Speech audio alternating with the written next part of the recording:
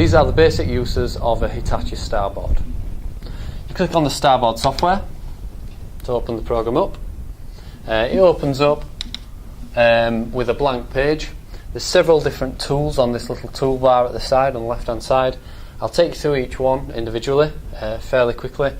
The first one is a mouse icon. If you click on that, it takes you to the desktop where you can annotate over, etc, etc, which I'll show you in a minute. If you click back on that one, it comes back up with your blank page. Okay, the second one down is a pen tool.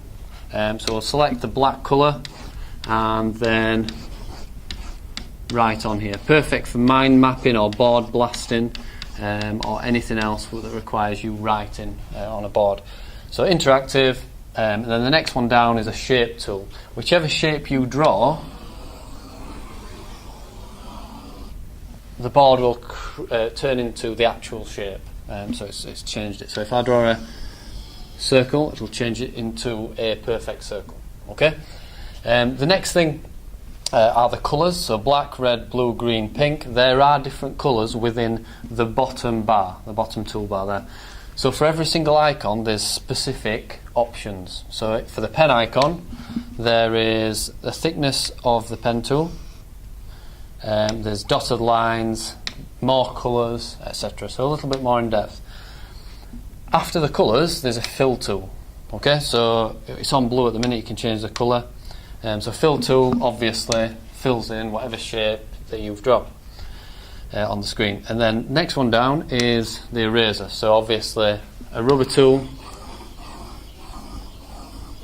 To do this quicker, you can use your index finger and your middle finger apart, and then that creates the rubber as well.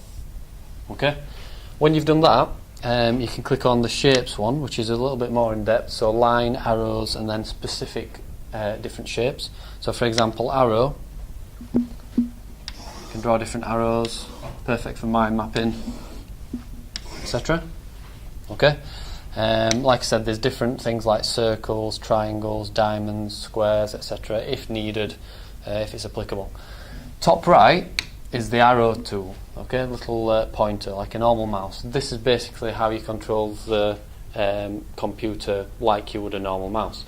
So any of the options at the top, you click on that and then click whatever option you choose.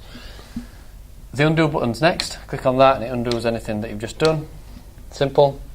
Next one down is a new page. Okay, so this page here, you can scroll down and you get about 3 times what you see on screen on one page.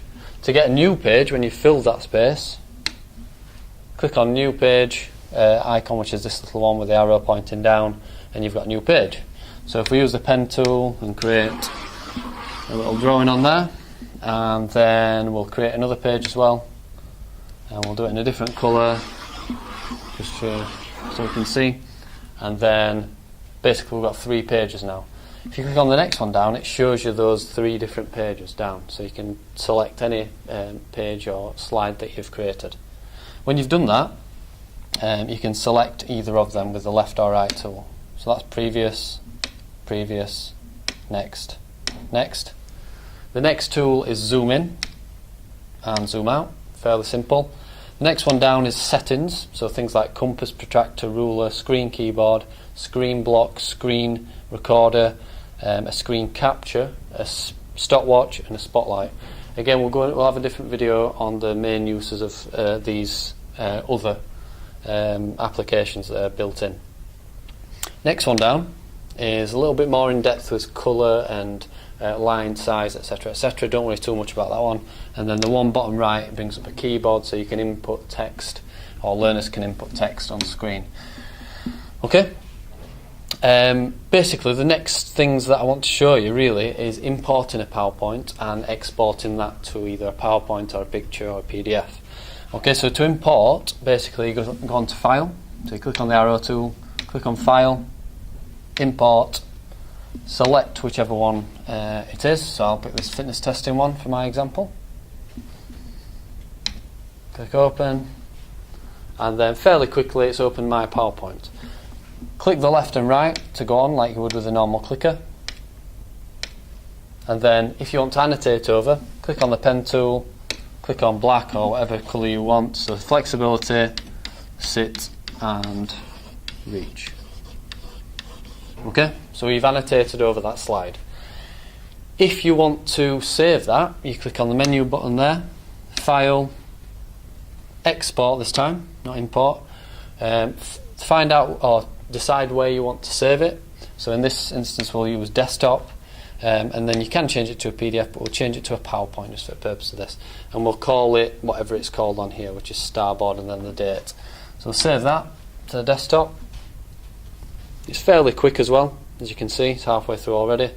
And it saves every page with any annotation, so it captures everything that you do in class.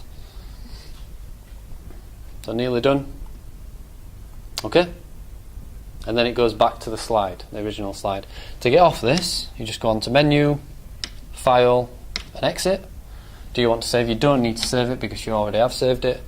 And then it's the last one on here. So you click on wherever you've saved it to, whether that be a memory stick. Click on that, opens PowerPoint up. And not only does it save the 3 random slides that you've used for mind mapping or whatever, it saves your annotations on your PowerPoint in the same presentation file. Okay, so this can be uploaded to Moodle for learners, etc., etc. Okay, as you can see, the annotations there. Yeah, and that's it. So basically, when you've done that, you can upload it to Moodle, like I said, or do whatever you want with it, whether it be saved to a memory stick.